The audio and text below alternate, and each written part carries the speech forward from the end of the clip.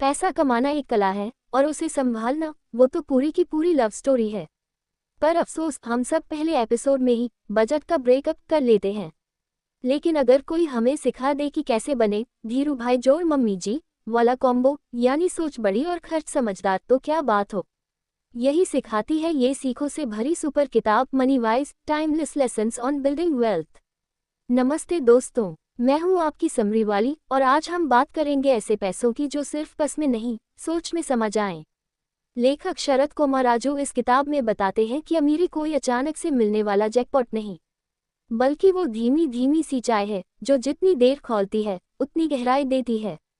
लेखक की पहली सोच, पैसा कमाना उतना मुश्किल नहीं जितना उसे अपने पास रखना है। अब सोचिए, हर महीने सैलरी आती है, थोड़ा एमी, थोड़ा नेटफ्लिक्स, थोड़ा स्विगी, थोड़ा अमेज़न, और फिर वही पुराना डायलॉग, इस महीने भी सेविंग्स नहीं हुई यार। लेखक कहते हैं, अगर आपकी इनकम बढ़ रही है लेकिन सेविंग्स नहीं, तो शायद आप अपने ही खिलाफ कॉन्स्पिरेसी चला रहे हैं। बात सीधी है, जितना भी कमाए पर उसमें से अपने लिए भविष्य भी बचाए। लेखक की दूसरी सोच, पैसा कमाने से ज्यादा जरूरी है पैसों को काम पर लगाना। अब जरा रुकिए, आपके दोस्त राहुल ने 5 साल से सैलरी बचा रखी है एफडी में। दूसरी ओर नेहा ने वही पैसा सीप और इंडेक्स फंड में लगाया। 5 साल बाद राहुल को 5.5% ब्याज मिला और नेहा की नेटवर्क डबल हो गई। शरद बताते हैं, पैसा बैंक में नहीं, प्लान में बढ़ता है, और प्लान वही अच्छा होता है जो लॉन्ग टर्म में काम आए, न कि लॉलीपॉप रिटर्न्स देने का वादा करे। लेखक की तीसरी सोच, सचमुच का अमीर वो है जो कम खर्च में भी ज्यादा जीना जानता है। अब सोचिए, आपके पास कार है, एमी है, बीमा है, ब्रांडेड शर्ट्स है, पर हर महीने का एंड पेटीएम बैलेंस लो। दूसरी तरफ रामू काका, जो न कोई लोन न कोई दिखावा, फिर भी शांति से सोते हैं। लेखक बोलते हैं, wealth isn't about flaunting, it's about freedom. सुकून वो है जो आपको खर्च नहीं, समझदारी से मिलता है। लेखक की चौथी सोच, पैसा बढ़ता है धैर्य से, जादू से नहीं, और हर अमीरी की कहानी का हीरो कंपाउंडिंग होता है। अब सोचिए, आप रोज जिम जाते हैं पर एक ही दिन में 6 पैक की उम्मीद करते हैं, हंसने की बात लगती है ना।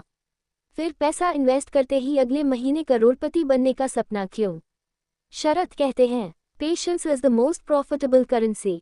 हर छोटा निवेश, सीप, आरडी, स्टॉक्स, अगर टाइम मिले तो जादू कर जाता है।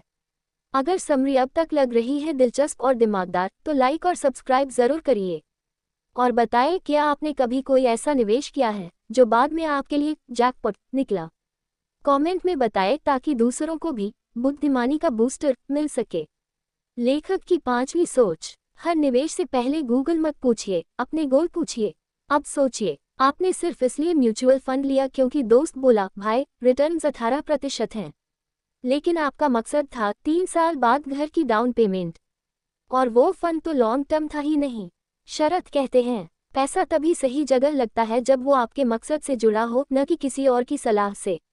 यानी पहले सोचिए आप पैसा क्यों लगा रहे हैं, फिर चुनिए कहाँ लगाना है। लेखक की छठी सोच, फाइनेंशियल आज़ादी सिर्फ अमीरों की नहीं, समझदारों की कहानी है।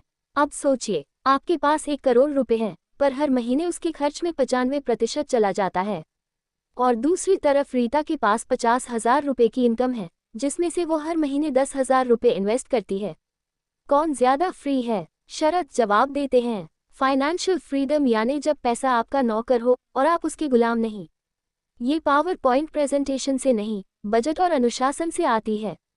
लेखक की 7वीं सोच, हम पैसे को जितना सीरियस लेंगे उतना वो हमारे लिए चुपचाप काम करेगा। मतलब, अगर आप पैसों को बस जो बचा वो सेव कर लेंगे टाइप की सोच से देखते हैं, तो पैसा भी आपको जो मिला उसी में गुजारा कर लो टाइप की लाइफ देगा। शरद कहते हैं, money is a mindset before it is a number. यानी सोच सुधारो, नंबर अपने आप सुधरेंगे। तो अब बात करते हैं असली सीख की। पैसे से प्यार नहीं, समझदारी चाहिए, तभी वो हमारे लिए रिलेशनशिप गोल्स बनता है। शरद कोमाराजू की ये किताब एकदम वैसी है जैसे आपकी दादी की सीख और मॉडर्न इन्वेस्टमेंट गाइड मिल जाएं। प्यार से, साफ साफ और लंबे असर के साथ। अगर ये समरी आपको लगी वैल्यू फॉर टाइम, तो इसे शेयर जरूर करिए ताकि हर कोई समझ सके कि पैसा सिर्फ कमाने की चीज़ नहीं, बनाने की भी कला है। पूरी किताब पढ़नी है तो डिस्क्रिप्शन में दिए लिंक पर क्लिक करिए क्योंकि वहीं से शुरू होता है पैसा वाला परिवर्तन।